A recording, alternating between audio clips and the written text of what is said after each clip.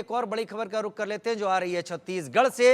यहां पर सुकमा में सुरक्षा बलों को बड़ी कामयाबी मिल गई है। 4 हार्डकोर नक्सलियों ने सरेंडर कर दिया है। 20 लाख के इनामी नक्सली हैं ये जिन्होंने सरेंडर किया। डिप्टी कमांडर समेत 2 महिलाएं भी इनमें शामिल हैं, यानी 2 महिलाएं 2 पुरुष। 4 हार्डकोर नक्सली नक्सल विचारधारा से अलग होकर इन्होंने सरेंडर करना ज्यादा ठीक समझा। और इस बात को इससे भी जोड़कर देखा जा सकता है कि पिछले कुछ दिनों में सुरक्षा बलों ने खासी चोट खाने के बावजूद लगातार नक्सलियों के ऊपर अपनी ग्रिप बनाए रखी।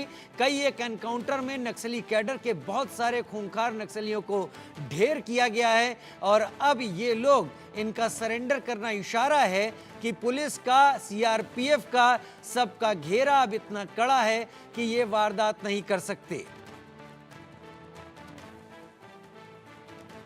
दीपक विश्वकर्मा ज्यादा जानकारी के साथ मेरे साथ इस वक्त जुड़ गए हैं।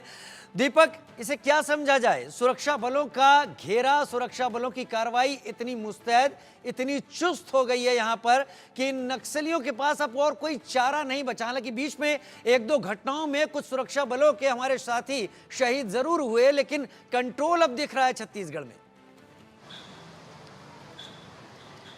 जी बिल्कुल, बीते 6 से 8 महीने के दौरान यदि आप देखेंगे, उस टाइम पीरियड को देखेंगे तो बहुत बड़ी सफलता मिली है। सबसे बड़ी सफलता जो मिली थी वो देश के इतिहास की माओवाद के ऊपर सबसे बड़ी सफलता थी, जिसमें 29 माओवादियों को कांकेर में मार गिराया गया। उसके बाद लगातार घटनाक्रम हो रहे हैं, लगातार घुसपैठ हो रही थी या लगातार जिस तरह की क्रॉस फायरिंग हो रही थी उसमें सिर्फ खबरें ये आती थी कि 8 नक्सलियों को मार गिराया, 13 को मार गिराया, 5 को मार गिराया, 3 को मार गिराया, 4 को मार गिराया। और तो और नौबत ये तक आ गई है, अब नक्सली अपने कैंपों को भी छोड़कर भाग रहे हैं।